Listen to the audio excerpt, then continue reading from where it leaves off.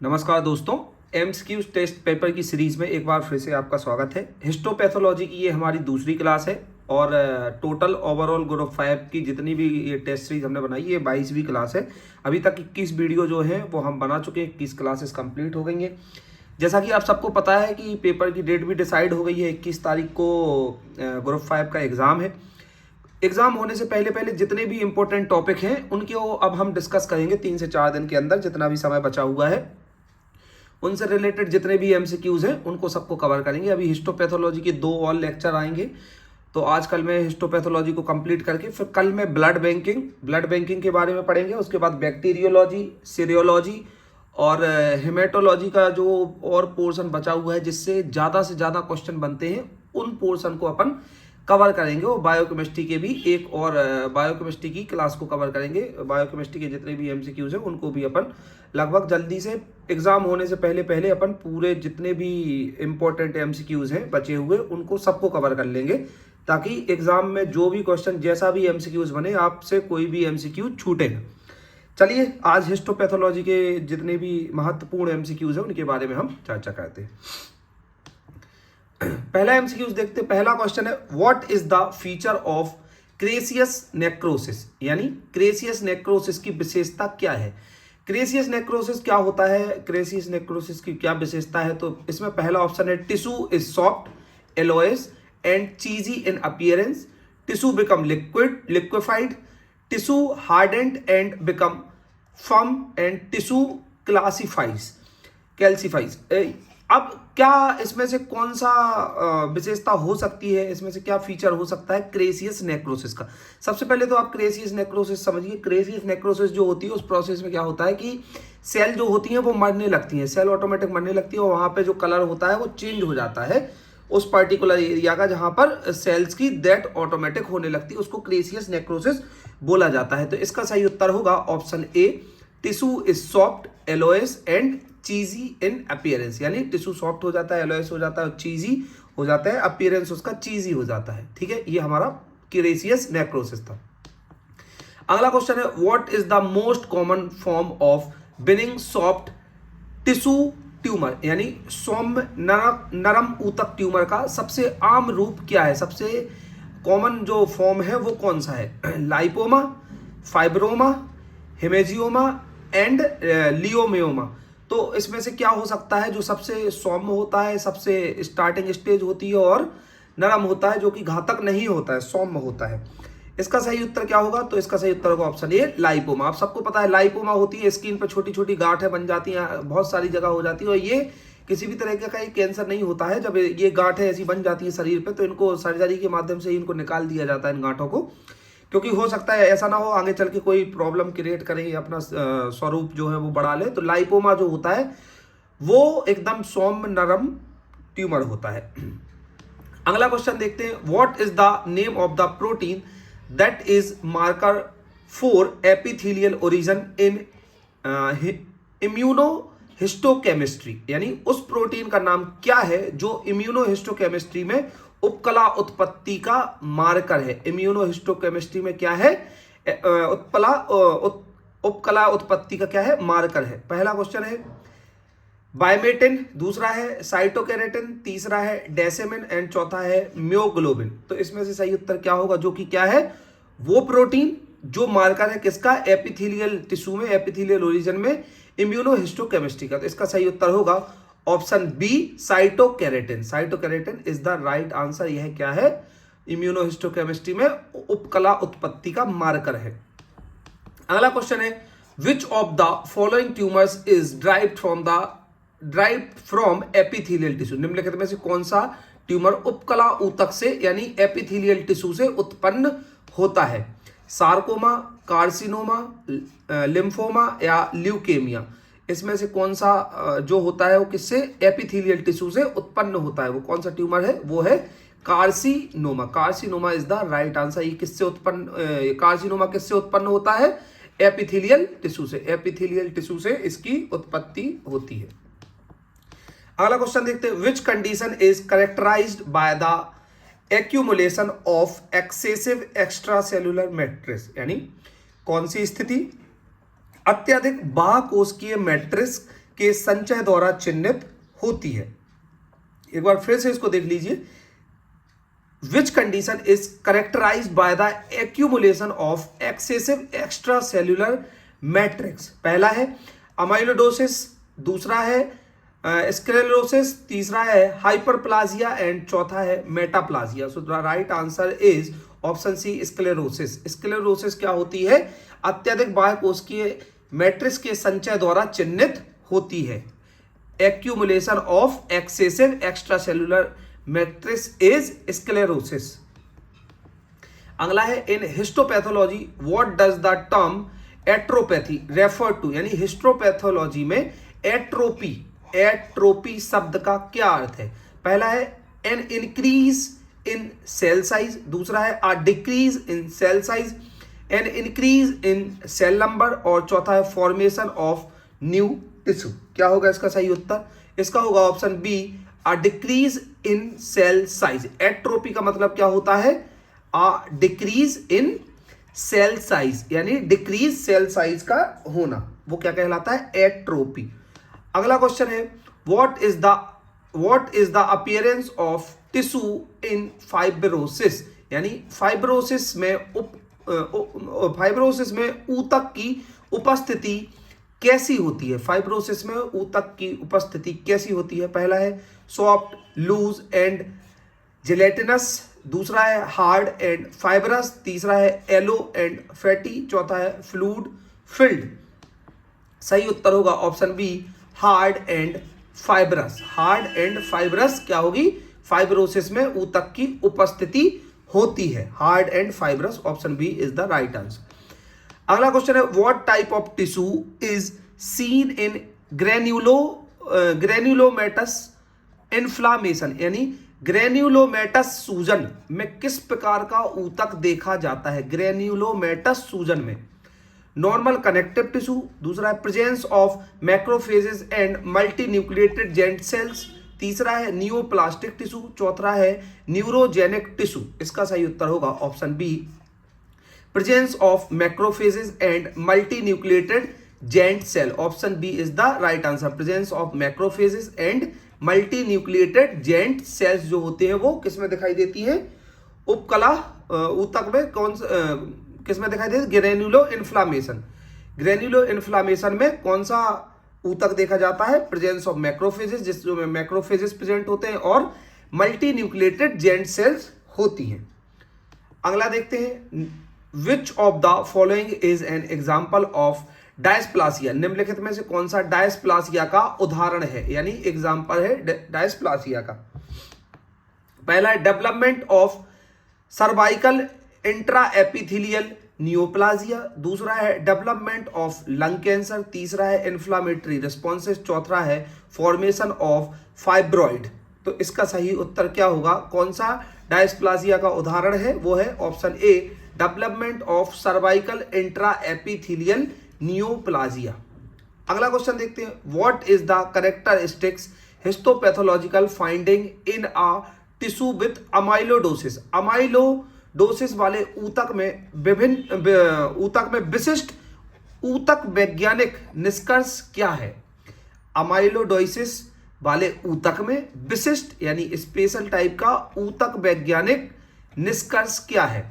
Abnormal deposition of protein in tissue, presence of pus, accumulation of fat, and चौथा है infiltration by lymphocytes. The right answer is option A abnormal deposition of protein in tissue. Abnormal deposition of protein in tissue, amyloidosis.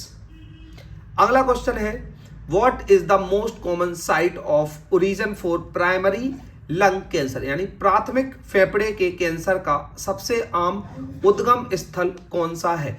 Squamous epithelium, दूसरा है कॉल्यूमिनार epithelium, चौथा है transitional epithelium, पांचवा है pseudostratified columnar epithelium. प्राथमिक फेफड़े के cancer का सबसे आम उद्गम जो स्थल है ओरिजिन प्राइमरी लंग्स कैंसर का ओरिजिन क्या है? तो है option D pseudostratified columnar epithelium. Pseudostratified columnar epithelium. अगला देखते हैं what is the hallmark feature of the malignant melanoma under histopathology. Histopathology के अंतर्गत घातक मेलेनोमा की विशिष्ट विशेषता क्या है? घातक मेलेनोमा की हिस्टोपैथो, पहला ऑप्शन है presence of abnormal pleomorphic cell, दूसरा है इंक्रीज्ड कोलेजन डिपोजिशन, तीसरा है presence of giant cells and चौथा है infiltration by neutrophils. So histopathology के अंदर घातक मेलेनोमा की विशेषता क्या है? इसका सही उत्तर होगा option A presence of abnormal pleomorphic cell. अगला क्वेश्चन है what is the characteristics histopathological appearance of pneumoconiosis की विशिष्ट ऊतक वैज्ञानिक उपस्थिति क्या है? न्यूमोकोनियोसिस की विशिष्ट ऊतक वैज्ञानिक उपस्थिति क्या है? पहला है pigmented macrophages in the alveolar spaces, दूसरा ऑप्शन है thickening of alveolar walls due to fibrosis, चौथा है नेक्रोसिस ऑफ लंग्स टिश्यू, चौथा है ये तीसरा ऑप्शन, चौथा है फॉर्मेशन ऑफ ग्रेन्युलोमास। इसमें सही उत्तर होगा option A pigment macrophages in the alveolar spaces. ये क्या है? न्यूमोकोनियोसिस की विशिष्ट ऊतक वैज्ञानिक उपस्थिति है। अगला है what is the term used for an abnormal growth of tissue that forms a mass. ऊतक की असामान्य वृद्धि के लिए प्रयुक्त शब्द क्या है जो एक पिंड का निर्माण करता है? जो एक किसका निर्माण करता है? पिंड का निर्माण करता है। हाइपरप्लाजिया, मेटाप्लाजिया, नियोप्लाजिया या डायप्लाजिया। ऊतक की असामान्य वृद्धि के लिए प्रयुक्त शब्द जो क्या करता है? एक पिंड का निर्माण करता है, वो है ऑप्शन सी नियोप्लाजिया। नियोप्लाजिया क्या करता है? ऊतक की असामान्य वृद्धि के लिए एक शब्द है नियोप्लाजिया जो क्या करता है? एक पिंड का निर्माण करता है, यानी एक चट्टान गांठ का निर्माण करता है। अगला है what type of tissue change in characteristics of myocardial infarctions, यानी मियोकार्डियल इन्फ्रैक्शंस की विशेषता किस प्रकार का ऊतक परिवर्तन है? यानी fatty degeneration, coagulative necrosis, caseous necrosis and liquefactive necrosis. तो इसमें सही उत्तर क्या होगा? मायोकार्डियल इन्फ्रैक्शंस की। इसका सही उत्तर होगा option B coagulative necrosis. Coagulative necrosis is the right answer. अगला है what is a biopsy. Biopsy क्या है? A sample of tissue taken from microscopic examination, a procedure to remove a tumor, a type of blood test, a surgical procedure to treat cancer। तो अब सबको पता है biopsy क्या होता है। A sample of tissue यानी एक सैंपल का टिश्यू होता है टेकन फॉर माइक्रोस्कोपिक एग्जामिनेशन, जिसको माइक्रोस्कोपिक एग्जामिनेशन के लिए लिया जाता है। अगला क्वेश्चन है what is the primary mechanism behind ischaemic injury to tissue, यानी ऊतकों में इस्केमिक चोट के पीछे प्राथमिक तंत्र क्या है? इस्केमिक चोट ऊतकों में inflammation, reduced oxygen supply, viral infection या physical traumas. The right answer is reduced oxygen supply. जब ऊतकों में ऑक्सीजन की सप्लाई कम हो जाती है उसको क्या बोलते हैं? इस्केमिक चोट। टिश्यू के अंदर ऑक्सीजन का फ्लो को गिर जाने को हम क्या बोलते हैं? इस्केमिक चोट। अगला विच of the following is most characteristics of Crohn's disease under histopathology. Histopathology में क्रोन रोग की सबसे अधिक विशेषता निम्नलिखित में से कौन सी है? अल्सरेटिव एंड ग्रेन्युलोमा फॉर्मेशन, दूसरा है फाइब्रस टिश्यू डिपोजिशन, तीसरा है म्यूकोजल एट्रोपी, चौथा है diffuse infiltration and neutrophils. So the right answer is option A ulceration and granuloma formation. अगला क्वेश्चन है which of the following features is typical of Paget's disease of bone. निम्नलिखित में से कौन सी विशेषता फैगेट की हड्डी की बीमारी की विशिष्ट विशेषता है? Option A increased bone resorption followed by abnormal bone formation, दूसरा है decreased bone mass and fragility, तीसरा है inflammatory infiltration of bone marrow, चौथा है abnormal calcification of bone tissue. So the right answer is option A increased bone resorption followed by abnormal bone formation. अगला question है what type of tumour is characterised by the presence of cherry red nodules, यानी cherry लाल पिंडों की उपस्थिति किस प्रकार के tumour की पहचान है। लाल चेरी रंग के जो नोड्यूल्स प्रेजेंट होते हैं वो किस प्रकार के ट्यूमर की पहचान होती है। इसका पहला ऑप्शन है हिमोजियोमा, दूसरा है मेलेनोमा, तीसरा है लाइपोमा, चौथा है स्क्वामस सेल कार्सिनोमा। सो पहला ऑप्शन सही है इसका हिमोजियोमा। अब इसमें हीम का यूज हो रहा है, मतलब वो सीधा सीधा ब्लड, और चेरी लाल रंग आ रहा है तो वो ब्लड से रिलेटेड है। अगला क्वेश्चन है which of the following is a की फीचर ऑफ सीरस कार्सिनोमा, यानी निम्नलिखित में से कौन सी सीरस कार्सिनोमा की प्रमुख विशेषता है। Presence of clear water fluid, दूसरा है प्रेजेंस ऑफ म्यूसिन, तीसरा है high degree of differentiation and चौथा है presence of glandular structures. So the right answer is option A presence of clear watery fluid. ये किसकी प्रमुख विशेषता है, सीरस कार्सिनोमा की। सीरस कार्सिनोमा की विशेषता है कि presence of clear watery fluid, यानी क्लियर और वाटर पानी के जैसा फ्लूइड प्रेजेंट होता है। अगला है which type of histopathology technique is most commonly used to examine tissue architecture. ऊतक संरचना की जांच के लिए किस प्रकार की हिस्टोपैथोलॉजी तकनीक का सबसे अधिक उपयोग किया जाता है। इलेक्ट्रॉन माइक्रोस्कोपी का, लाइट माइक्रोस्कोपी का, फ्लो साइटोमेट्री का, इम्यूनोहिस्टोकेमिस्ट्री का। तो option B is the right answer, light microscopy का यूज किया जाता है। अगला क्वेश्चन है which type of epithelial is most commonly associated with squamous cell carcinoma. किस प्रकार का उपकला सबसे अधिक सामान्य स्क्वामस सेल कार्सिनोमा से जुड़ा होता है। पहला है सिंपल स्क्वामस एपिथेलियम, दूसरा है स्ट्रेटिफाइड स्क्वामस एपिथेलियम, तीसरा है pseudostratified columnar epithelium and चौथा है transitional epithelium. So the right answer is option B stratified squamous epithelial is the right answer. अगला है which staining technique is used for identifying elastin fibres in tissue section, यानी ऊतक खंडों में elastin fibre की पहचान के लिए किस अभिरंजक यानी स्टेनिंग तकनीक का उपयोग किया जाता है। मेसोन ट्राइक्रोम स्टेन, दूसरा है बर्सहॉफ स्टेन, तीसरा है सिल्वर स्टेन एंड चौथा है Giemsa stain. The right answer is Verhoeff stain का यूज किया जाता है किसके लिए, ऊतक खंडों में इलास्टिक फाइबर की पहचान के लिए। What is the histopathological features of cirrhosis of the liver. यकृत सिरोसिस की हिस्टोपैथोलॉजिकल विशेषता क्या है।